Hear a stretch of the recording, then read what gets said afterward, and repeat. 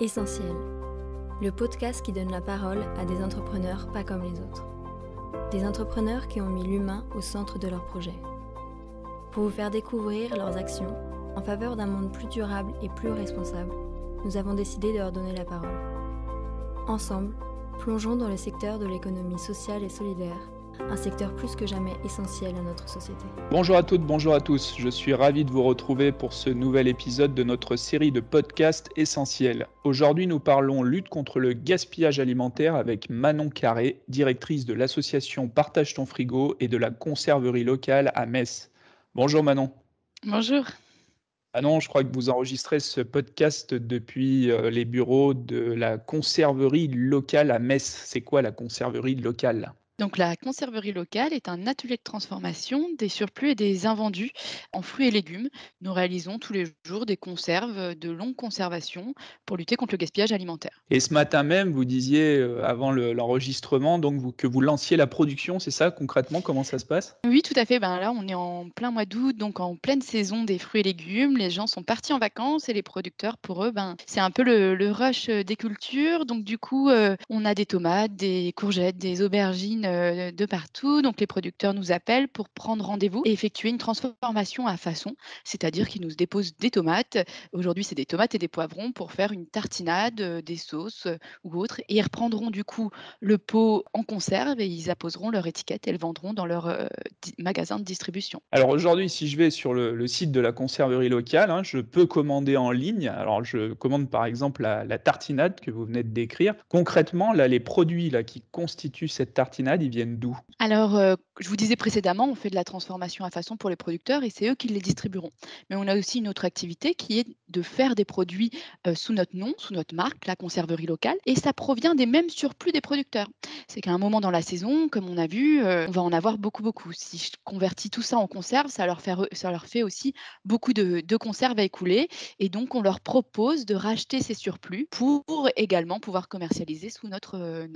Et Manon, qui travaille aujourd'hui au sein de la conserverie locale? Donc au sein de la conserverie, on a une équipe de 5 personnes, en salariés fixes et puis on a, tout au long de l'année des jeunes qui nous accompagnent, environ 3 personnes supplémentaires, ce qui donne une équipe de 8 personnes pour transformer, du coup, surplus et invendus. Invendus parce qu'on a aussi une activité du domaine, plus solidaire, plus social, en plus de l'anti-gaspillage, c'est qu'on va transformer des invendus issus de la banque alimentaire. La banque alimentaire collecte tous les jours à l'arrière des supermarchés des fruits et légumes invendus et à des moments dans la saison, sur le même modèle que les producteurs, ils en ont beaucoup et là, on vient, les transformer et les redonner gratuitement à cette même banque alimentaire qui les redistribuera aux associations partenaires, aux épiceries sociales et solidaires. On va un peu remonter le fil de l'histoire, Manon. Cette conserverie locale, elle se crée en 2018, hein, dans ces années-là. Mais vous, à la base, vous n'avez pas une formation ou un profil de l'agroalimentaire. Vous avez fait une formation d'ingénieur en génie des systèmes et de l'innovation. Qu'est-ce qui vous pique à un moment donné de vous lancer dans un projet comme celui-là? Donc, c'est vrai qu'en 2018, ça nous paraît assez évident qu'on a besoin d'outils sur le territoire pour transformer ces gisements qui finissaient au compost ou qui étaient non valorisés. Pour remonter un peu le fil de l'histoire, tout commence en 2013 quand on développe, l'association Partage ton frigo, qui est une association, qui a but de sensibiliser, mais au tout début, d'où le nom, l'idée c'était de mettre en place des frigos collectifs pour lutter contre le gaspillage alimentaire. On développe cette association en 2013 en parallèle de chacun de nos activités d'ingénieurs, de comptables, de commerciaux. En fait, c'était un moyen d'avoir quelque chose d'un petit peu concret sur un sujet qui devenait brûlant à cette époque, qui était le gaspillage alimentaire. Donc, de 2013 à 2018, on exerce nos activités. En tout cas, moi, j'exerce mon activité de conseil dans l'environnement sur le recyclage des déchets. Et puis, en parallèle, on a toujours cette association qu'on fait monter en compétences. Et en fait, on organisait des événements sur la voie publique de type disco soupe. C'était qu'on collectait en 48 heures 800 kilos de fruits et légumes invendus à l'échelle de la ville de Metz pour les transformer avec la participation de tous les citoyens en soupe. Et c'était un moyen de sensibiliser au gaspillage alimentaire et de dire, voilà, c'est des denrées qui étaient destinées à la poubelle, qu'aujourd'hui on transforme Parfois, il est simple de réaliser des soupes, de travailler ces denrées, puis voilà, notre système de distribution impacte ce gaspillage alimentaire. Et donc du coup, en réalisant ces événements, type Disco Soup ou tout événement de sensibilisation qu'on a pu faire de 2013 à 2018, on se rend compte qu'il est très facile d'avoir accès à des fruits et légumes invendus et de mobiliser en très peu de temps ces 800 kilos. Et là, on développe le projet, mais on se dit: «Il faut quelque chose de plus concret, de plus, efficace, de plus opérationnel», et de là naît l'idée de la conserverie locale pour, au quotidien, transformer ces gisements qui étaient destinés à la poubelle. Donc en fait, tout démarre, entre amis quoi, finalement. Vous êtes une bande d'amis, vous finissez vos études, vous êtes touchés par ce sujet de la lutte contre le gaspillage alimentaire, de toute cette quantité finalement d'aliments qui partent à la poubelle, chaque jour et chaque année. Et là, il y a la création de cette association Partage ton frigo. Alors c'est une inspiration? Il y a eu des précédents à l'étranger peut-être qui ont concrètement Partage ton frigo, hein, ce sont des invendus qu'on va, par exemple, mettre dans un frigo, sur la voie publique et permettre à chacun de se servir. C'était ça le concept au départ? Alors ça, c'est le concept qu'on va retrouver, aujourd'hui, qui a été repris et diffusé, un peu plus largement au niveau national.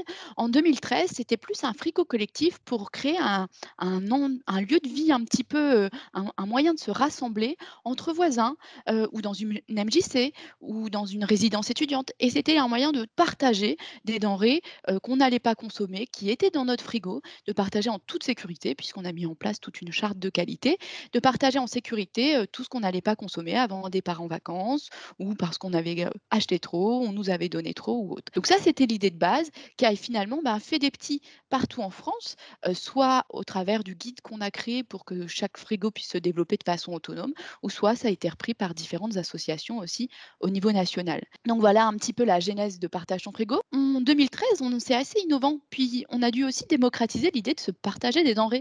C'était assez compliqué d'imaginer que je pouvais partager des denrées avec mon voisin. Est-ce qu'il a vraiment l'intention de m'empoisonner ou pas? Donc c'était un peu ce qu'on essayait de démocratiser et de créer en fait un apéro frigo avant de mettre un frigo pour que les gens se rencontrent, qu'on repartage entre voisins des choses qui sont parfois naturelles à la campagne et qui l'étaient beaucoup moins en ville. On a retrouvé éventuellement une ou deux initiatives similaires en Allemagne au moment où on lançait le projet, mais finalement on a un peu débroussaillé le sujet qui maintenant est un petit peu plus accepté puisqu'on voit l'essor de différents frigos solidaires partout en France. Oui, parce que Manon, on va se le dire, sur les invendus, il peut y avoir, dans l'esprit du consommateur, l'idée que ce produit n'est pas frais, n'est pas d'aujourd'hui, peut-être, déjà un peu périmé, et donc il y a potentiellement le risque, de s'intoxiquer ou d'être malade. Vous-même, au départ, vous avez découvert ce monde de l'agroalimentaire et aussi, toutes les normes, qu'on nous impose aujourd'hui pour avoir des aliments de qualité. Concrètement, comment vous êtes rentré dans ce monde-là, vous, hein, personnellement, et comment vous gérez aujourd'hui cet enjeu de la sécurité alimentaire? Tout à fait. Donc il y a 2 sujets. Vous abordiez le premier sujet qui était sur les invendus, la perception de l'invendu. Il faut savoir que la banque alimentaire fait un travail exceptionnel. C'est qu'ils réceptionnent, en tout cas à l'échelle de la ville de Metz, c'est à peu près 2000 kilos de fruits et légumes par jour. Ils les réceptionnent, ils les trient et en fait, on récupère des invendus qui sont impeccables. C'est que dans un filet de citron, on va avoir un citron qui se gâte un petit peu et donc du coup, il va être mis au rebut, par le distributeur. On va avoir aussi les effets de rotation. C'est que je reçois des tomates tous les 2 jours, tous les 3 jours et je vais changer mes rayons parce que, dans les supermarchés, on veut, des tomates, impeccables. Et donc la banque alimentaire trie quotidiennement ça avec une vingtaine de bénévoles pour nous fournir des aliments qui sont vraiment impeccables. C'est à la limite de l'entendement, en tout cas, de trouver ces denrées qui sont parfaitement consommables. Ensuite, il y a le sujet de l'agroalimentaire. Effectivement, on n'était pas dans l'agroalimentaire, on ne maîtrisait pas ce sujet. Or, une conserve mal faite peut tuer quelqu'un, peut intoxiquer quelqu'un. Et donc, il a fallu se mettre à niveau, mais on était tellement motivés par le sujet de vouloir réaliser ces conserves, qu'on est parti en formation, qu'on a monté en compétences, qu'on s'est entouré de personnes compétentes pour nous accompagner. Et on est vraiment même relais maintenant, puisqu'on essaye de diffuser ce modèle et d'accompagner d'autres porteurs de projets à le faire. Et on incite réellement à se former et à maîtriser entièrement les règles sanitaires, les règles agroalimentaires qu'on va retrouver dans la conserve. Parce que finalement, dès qu'une conserve une conserverie artisanale ou n'importe quel acteur ferait une conserve qui ne serait pas stable, pas bonne à la consommation, ça bloquerait un petit peu tout le modèle ou tout le système qu'on a essayé de mettre en place. Alors on va revenir Manon sur le travail que vous faites sur d'autres territoires et l'accompagnement que vous proposez sur des projets de même nature dans d'autres villes. Mais avant ça, juste pour bien comprendre le parcours qui a été le vôtre finalement, vous dites, il a fallu, se former, il a fallu se faire accompagner. Concrètement pour des gens qui aujourd'hui, bah, par exemple, voudraient, créer une conserverie locale dans leur ville, ils commencent par quoi concrètement? Si comme vous, ils sont pas du métier et quelles qualités finalement il faut développer pour pouvoir, monter et réussir un projet comme celui-là? Alors souvent, on a beaucoup de prises de contact, de personnes ailleurs en France qui viennent nous demander, «Comment vous avez fait? Le projet est super, on aimerait monter ça». Donc nous, on est parfois une première porte d'entrée où on propose, ben, de discuter avec eux, de leur expliquer ce qu'on a fait, de faire des petites, de semaines d'immersion. On propose aussi aux gens de venir nous voir pour vivre un peu la vie de la conserverie et aussi on va les orienter vers des formations. Il en existe, plusieurs. On pourrait noter, une formation au CTCPA ou les formations au CFPPA, qui sont des organismes qui vont vous apprendre à maîtriser le métier de la conserve. Donc vraiment, la première porte d'entrée, ça va être la formation professionnelle, mais également, de venir, visiter une conserverie ou plusieurs conserveries pour voir ce qu'est vraiment le métier de conserveur. Pour voir la différence entre faire une conserve à la maison et faire 500 conserves dans la journée, 1000 conserves, 300, de pouvoir vraiment s'imprégner du métier pour voir si ça nous correspond. Parce que c'est réellement un métier finalement de production, petite production agroalimentaire et ça est un peu différent de ce qu'on peut faire à la maison. Donc vraiment, on pousse les gens à aller sur le terrain, aller rencontrer les conserveries autour d'eux, aller rencontrer aussi l'écosystème de producteurs qu'ils ont autour d'eux ou de banques alimentaires pour voir si dans ma ville ou dans ma zone, on a réellement ce besoin également. Alors il faut évidemment, se former, de la compétence, il faut de l'énergie, évidemment, il faut y consacrer beaucoup de temps. Il faut aussi un petit peu d'argent, Manon, puisque vous nous expliquiez pendant le brief que vous allez bientôt déménager. Vous êtes actuellement hébergé dans un tiers-lieu et vous allez vers des locaux qui, je crois, vont faire une surface de 400 m², c'est pas rien. Donc il faut trouver de l'argent pour investir, hein, et pour développer le projet. Comment ça s'est passé cette partie-là? Quels ont été les interlocuteurs que vous avez croisés sur votre route et comment vous financez un projet comme celui-là? Déjà, pour revenir sur, le sujet que vous évoquiez, quelle énergie nécessaire? Effectivement, en fait, il faut être aussi un peu fou de vouloir, faire ce type de projet sans les compétences de base, de penser à les acquérir, ainsi de suite et on a passé beaucoup de temps, beaucoup de week-ends, beaucoup de vacances, beaucoup de jours fériés. On n'a pas arrêté pendant 2 3 ans pour vraiment, aller jusqu'au bout de l'expérimentation et démontrer que ça peut être utile sur le territoire, dans le développement des circuits courts, mais également de la gestion du gaspillage alimentaire. En termes d'argent, du fait qu'on avait un projet finalement qui a touché à l'anti-gaspillage, donc aux thématiques environnementales, mais également comme on redonne 20 de nos productions à un public en précarité, aux épiceries sociales et solidaires via la banque alimentaire, on était aussi un projet social. Et donc finalement, on a pu rattacher différents fonds publics, que ce soit au niveau territorial, de la région, du département, mais également au niveau de l'ADEME, de l'Agence de l'environnement. Et donc on a pu, comme ça, permettre des investissements, en tout cas sur le matériel qui est parfois coûteux, qui est c'est pas parfois, qui est même coûteux. Vous pouvez Heu, nous donner un exemple très concret, je veux dire, d'un matériel que vous avez dû acquérir et du prix que ça coûte? En fait, dès qu'on veut faire une conserve, il nous faut un autoclave. Un autoclave, c'est au minimum 15 000 €. Si on a un autoclave, ça veut dire aussi qu'on a une capsuleuse, qu'on a quelque chose qui vient apposer la capsule et qui fait le vide d'air. La capsuleuse, ça commence à 6 000 €, mais maintenant, une capsuleuse bien dimensionnée, on est à 25 000 €. Une marmite, après, pour tout ce qui est cuisson, on peut avoir une marmite des 3 000 €, mais une bonne marmite bien dimensionnée, c'est 25 000 € aussi. En fait, dès qu'on commence à avoir un petit peu d'outils, c'est 10 000 €, 25 000 €. Au total, depuis le début du projet, on est autour de 250 000 € d'investissement et on continue chaque année à augmenter en tout cas les capacités.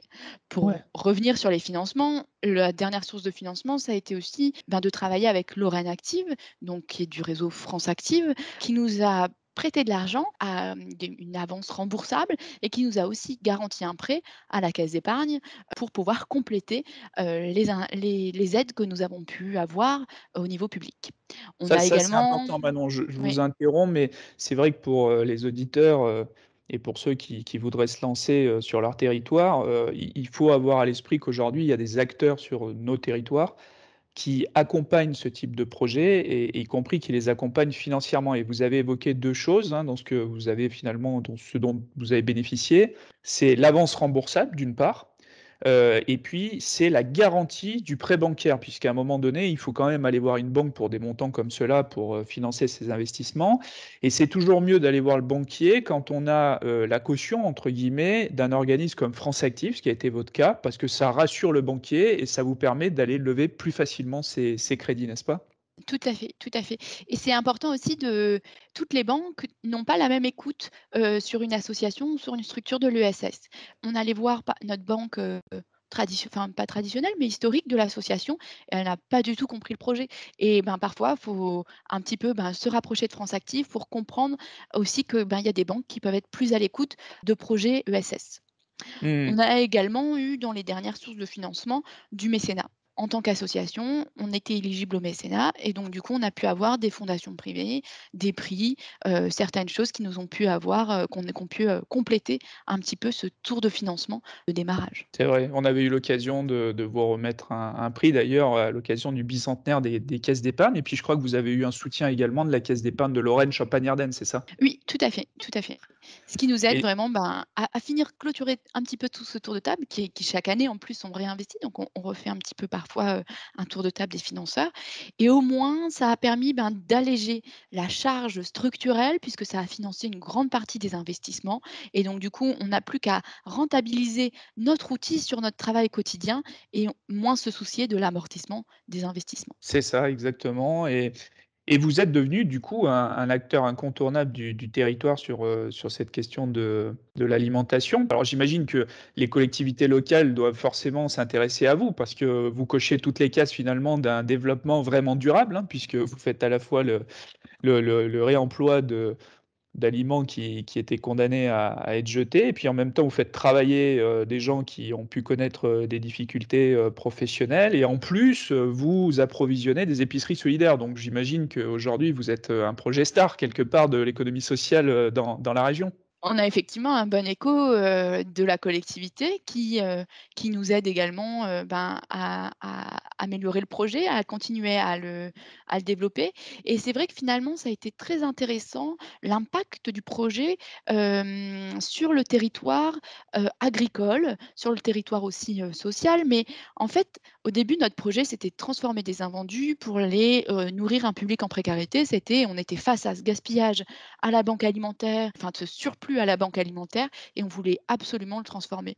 Mais en créant cet outil, on s'est rendu compte que ce même outil pouvait servir aux producteurs locaux et à l'écosystème agricole. Et donc du coup, en fait, c'est un plaisir de pouvoir rajouter ce maillon qui était manquant jusqu'alors pour transformer ces surplus et permettre de créer de la valeur, de créer de nouveaux produits qui se retrouveront sur les étals des producteurs, mais finalement chez les consommateurs finaux. Et en fait, on se rend compte que c'est peut-être aussi ce maillon qui est parfois manquant sur les territoires, ce maillon de la transformation. On n'a peut-être pas doté assez les territoires d'outils de transformation pour faire des boucles en ultra local. Certes, on vend de plus en plus de fruits et légumes en circuit court, on voit l'essor des magasins de producteurs, mais trouve-t-on réellement notre ketchup, notre sauce tomate, notre soupe, nos produits transformés en local? Alors, dans certaines régions, l'historique de la région, du fait du tourisme ou des régions plus cultivatrices de fruits et légumes, on a des outils de transformation. Mais dans plein de régions, on est assez pauvre en outils de transformation. Et finalement, on s'est rendu compte qu'on a créé un maillon pour vraiment catalyser, accélérer les circuits courts et aller jusqu'au bout de cette réflexion d'approvisionnement local. Et alors maintenant, les agriculteurs ont pas attendu la conserverie locale pour, écouler leurs produits. Aujourd'hui, ils les vendent à des entreprises agroalimentaires. Mais ce que vous nous expliquez, c'est que sur ce gros volume qui est écoulé par les agriculteurs, naturellement, dans les circuits, on va dire, classiques, il y a quand même à côté une partie qui, quoi qu'il arrive, est condamnée à se perdre finalement et elle n'était pas valorisée jusqu'à ce que vous arriviez et que vous rentriez en relation avec ces agriculteurs du territoire, c'est ça? En fait, il y a 2 sujets. On a des interlocuteurs différents. On voit de plus en plus apparaître des modèles, maraîchers à plus petite taille, qui finalement ne sont pas orientés vers l'agroalimentaire, mais plutôt vers la vente directe, via des marchés, des magasins de producteurs. Et c'est plutôt des plus petites surfaces. On commence à voir que des modèles avec 2 hectares, 3 hectares, 7 hectares peuvent faire vivre, 1 personne, 2 personnes et donc ils sont très orientés sur la vente directe. Et du coup, ils n'ont pas d'exutoire vers l'agroalimentaire. Et puis, il y a les impondérables de la culture. Le producteur va mettre un minimum pour que si la culture est mauvaise, il arrive quand même à subvenir à ses besoins, à rentabiliser son exploitation. Donc du coup, c'est très aléatoire, des pics de production, la saisonnalité, et encore plus cette année où on voit que ces intempéries, la pluie peuvent détruire des productions de tomates entières, des choses comme ça. Donc du coup, on a toujours à des moments des surplus. Et puis, vraiment, c'est l'aspect de la culture. Nous, on n'est pas une région très touristique, donc en plein mois d'août, en plein mois de juillet, il y a beaucoup moins de monde. Et donc, du coup, tout ce qui va être tomates, courgettes, aubergines, qui sont à leur pic de production en août, on a moins de consommateurs. Donc, du coup, on a toujours à des moments des surplus de production. Et puis, même effectivement, sur des installations qui sont dans l'agroalimentaire, qui sont plus à viser d'alimenter l'agroalimentaire, il y a parfois des impondérables. On l'a vu pendant l'épisode de confinement lors du Covid, des surplus de pommes de terre, des surplus de certaines productions, des légumeries qui découpent, préparent les légumes pour les cantines, la restauration collective.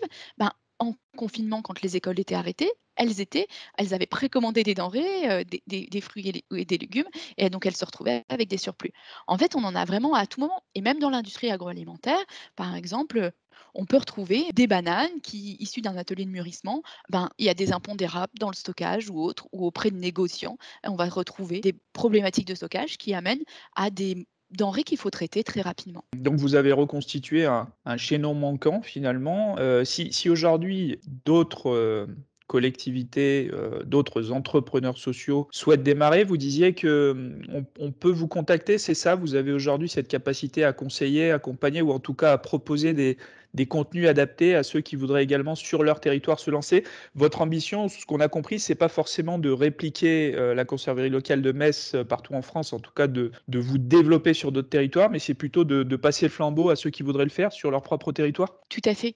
Donc effectivement, nous, on a peut-être un peu souffert au début de tout monter de toutes pièces. On a contacté quelques conserveries existantes, on a un petit peu, vu comment l'écosystème se montrait, mais c'est vrai que quand on est dans une conserverie, on est vraiment la tête dans le guidon, on gère les productions au fil de l'eau, jour après jour.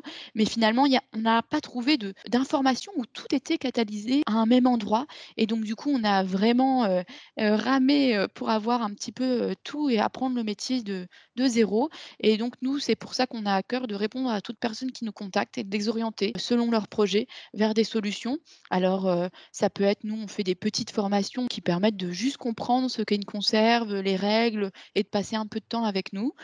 Sinon, on propose aussi on est en train de développer un MOOC qui sera une formation complètement gratuite où il y aura pareil les bases de la conserve pour, je commence de zéro, j'ai aucune idée de ce que c'est, et je vais avoir vraiment les premières briques. On oriente aussi vers les formations nationales qui vont permettre de lancer après son projet. On accepte aussi n'importe qui veut venir en immersion chez nous gratuitement, passer 2 jours, 3 jours, une semaine, pour observer, pour se rendre compte de ce que c'est le métier et passer un peu de temps, de manière informelle, sur le temps de midi, l'après-midi, en dehors des productions, de passer un peu de temps ensemble.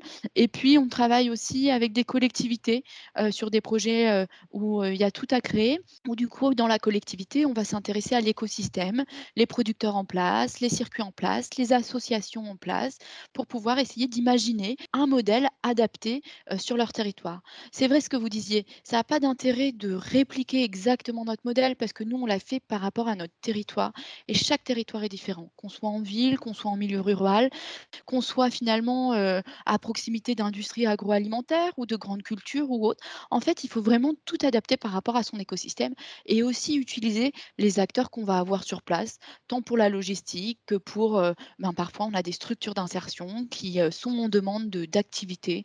Donc il y a vraiment tout à imaginer, et ce serait, idiot de penser que répliquer le modèle tel que, ailleurs, soit vraiment, la solution. Il faut vraiment s'adapter à son territoire et imaginer avec un porteur de projet, un porteur qui viendra aussi avec son ADN, sa formation, ses compétences, et imaginer finalement le modèle adapté à son territoire. On pense que c'est en ça que ce sera pérenne. On n'a pas du tout aussi la vocation de nous-mêmes porter les projets. Ça a tellement plus de sens finalement que ce soit des acteurs territoriaux qui s'emparent du sujet pour qu'on soit réellement efficace sur le gaspillage alimentaire et sur ce sujet de transformation. C'est une approche qui nous parle beaucoup évidemment caisse d'épargne, hein, puisque les caisses d'épargne sont des banques coopératives régionales et donc c'est vrai qu'on a, cette stratégie finalement de développer les projets localement en tenant compte à chaque fois des acteurs locaux et du contexte et donc je crois que vous faites le bon choix en tout cas en tendant comme ça la main à d'autres territoires. Maintenant, je suis sur votre site laconserverielocale.fr. Alors, on peut commander de la confiture, coin pomme, on peut commander de la compote gourmande, du chutney tomate verte. Aujourd'hui, c'est quoi le pot du star en ce moment là? On est en août, il a pas fait très beau jusque-là, c'est quoi que vous écoulez beaucoup actuellement? On va avoir des choses plutôt classiques qui marchent très bien, qui vont être le caviar d'aubergine, peut-être une petite tartinade de tomates thym. Mais nous, en fait, on reçoit tous les jours des fruits ou des légumes et on ne sait pas forcément ce qu'on va recevoir. Et on a à cœur de proposer aussi aux producteurs différentes recettes, vraiment d'être un peu original. C'est pour ça que on peut retrouver aussi sur notre site internet une pâte à tartiner à base de lentilles qui fait penser à la crème de marron. On a aussi une confiture de carottes, confiture de betterave. On a du ketchup de carottes. On mélange en fait beaucoup d'épices avec finalement nos fruits et légumes. Pourquoi? Ben, c'est pour que le producteur, quand il vient chez nous, il puisse vraiment trouver le produit qui lui plaît. On lui fait goûter plein de choses et puis comme ça, chaque producteur choisit ce qui lui plaît. Comme ça, on ne retrouve pas sur les étals de nos producteurs partenaires, ben, la même chose et puis ça nous permet de nous adapter. Par exemple, au moment de la tomate verte, donc la tomate verte avant c'était vraiment jetée puisqu'on n'en faisait rien. C'est une tomate qui est pas arrivée à maturation. Sauf que quand elle est cuite, elle est parfaitement consommable et donc au moment de la tomate verte, c'est aussi la saison des coings. Donc on a vraiment apprécié l'année dernière de mêler la tomate verte et le coing, autant pour des préparations salées que sucrées. Et ben, finalement, on a beaucoup d'inspiration, le matin, on essaye des recettes, elles sont bonnes et finalement, on a de quoi les étiqueter et 3 jours après, on peut les proposer sur notre site internet. Et on s'adapte en fonction de ce qu'on a et de ce que les producteurs ont. Et c'est comme ça finalement, qu'on arrive à proposer, une centaine de produits différents qu'on ne retrouvera pas finalement dans la grande distribution parce que, on a à cœur de vouloir proposer plein de choses différentes. Dans l'industrie agroalimentaire, ben, il faut parfois des mois et des mois avant d'arriver à une recette qui plaira à un plus grand nombre. Alors que nous, finalement, notre meilleur, moyen de faire rentrer un produit sur le marché, c'est de le faire tester aux consommateurs et ça plaît ou ça plaît pas. Tout ça nous met l'eau à la bouche, Manon. Manon, peut-être une dernière question qui vous concerne personnellement. Vous vous définiriez comment vous-même? Entrepreneur, directrice d'association, chef cuisinière, c'est tout à la fois peut-être? Ben moi, j'aime bien l'idée, d'entrepreneur parce qu'en fait, je pense qu'on est aussi à une période où les gens sont en recherche de projets qui ont du sens, de travail qui ont du sens. Si finalement le métier qu'on fait et qu'on exerce, toute la semaine, toute l'année, c'est un métier qui fait avancer les choses, qui fait avancer finalement, la situation dans laquelle on est, d'un point de vue environnemental, et donc du coup, ben, si on arrive à tous les jours pouvoir œuvrer là-dedans, ben, c'est ça qui nous anime, en tout cas dans l'équipe et moi-même qui m'anime et je pense qu'on peut entreprendre, à partir de tout. Il y a tellement de choses à faire pour essayer d'imaginer, une société un petit peu différente, faire évoluer nos pratiques, et pouvoir peut-être, apporter notre pierre à l'édifice. Voilà, il ne faut pas hésiter à entreprendre parce qu'il y a vraiment plein de structures pour nous aider et n'importe quel sujet, peut être propice à ça. Nous, ça a été l'alimentaire, ça a été le gaspillage alimentaire, mais il y a vraiment, plein de choses à faire encore. Merci Manon, merci infiniment. Le moment de conclure est arrivé. Si vous souhaitez en savoir plus sur la conserverie locale, rendez-vous sur le site internet laconserverielocale.fr. Vous pouvez également visiter notre site internet www.fédération.caisse-épargne.fr pour en savoir plus sur le soutien qu'apportent les caisses d'épargne aux acteurs de l'ESS. Rendez-vous dans un mois pour notre prochain podcast. En attendant, n'hésitez pas à partager et à nous dire ce que vous avez pensé de ce nouvel épisode. Au revoir.